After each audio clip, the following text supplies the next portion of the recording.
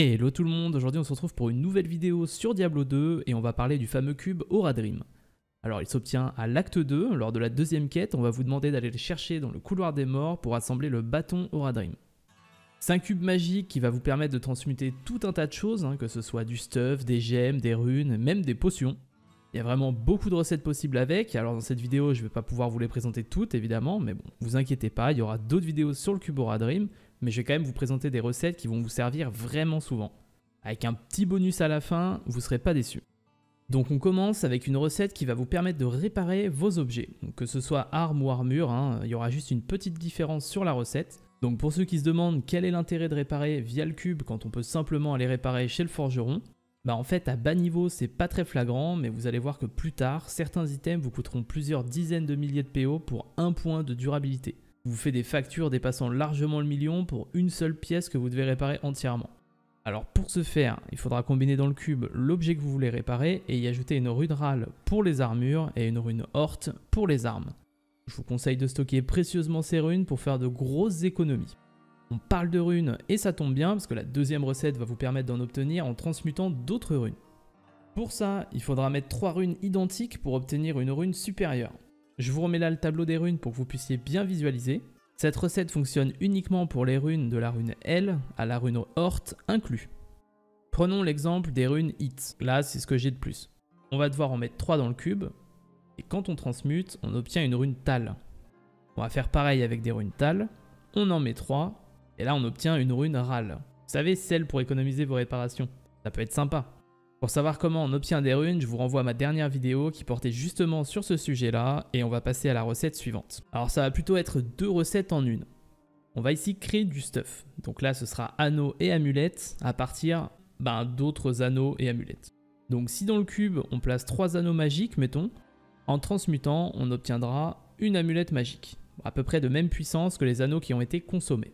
Donc cette recette marche aussi dans l'autre sens, puisque si vous mettez 3 amulettes cette fois, vous obtiendrez un anneau équivalent aux amulettes que vous aurez mis. Donc je vous ai aussi dit qu'il était possible de transmuter des potions avec le cube, et on va voir ça tout de suite.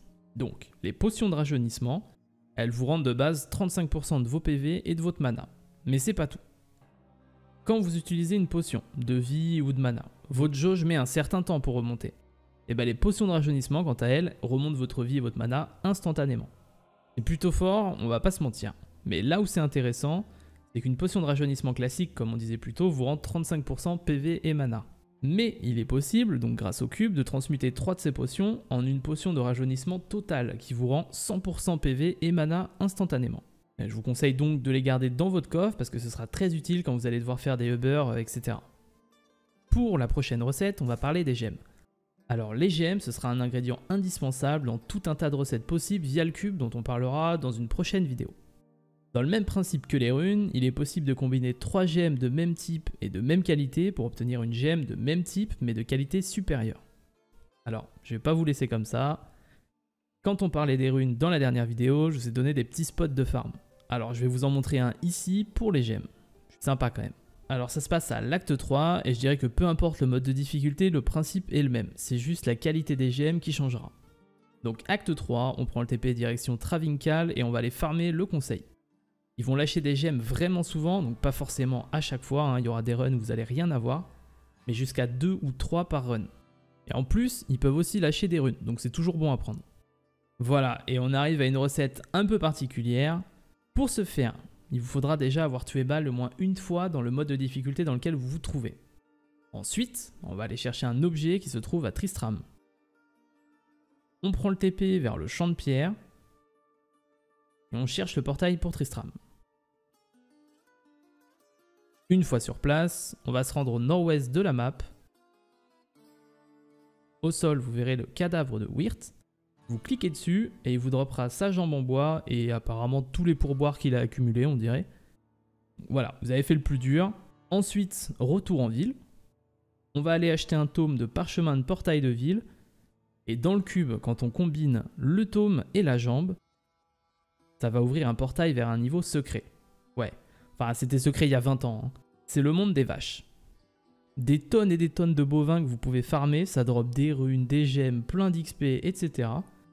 Mais cependant, attention. Dans ce niveau se trouve le roi des vaches. Si vous le tuez une seule fois, vous ne pourrez plus jamais relancer le portail secret de chez vous. Vous pouvez toujours rejoindre un ami pour le refaire, mais c'est quand même chiant. Alors faites bien attention à le laisser en vie si vous voulez pouvoir farmer ce niveau quand vous voulez.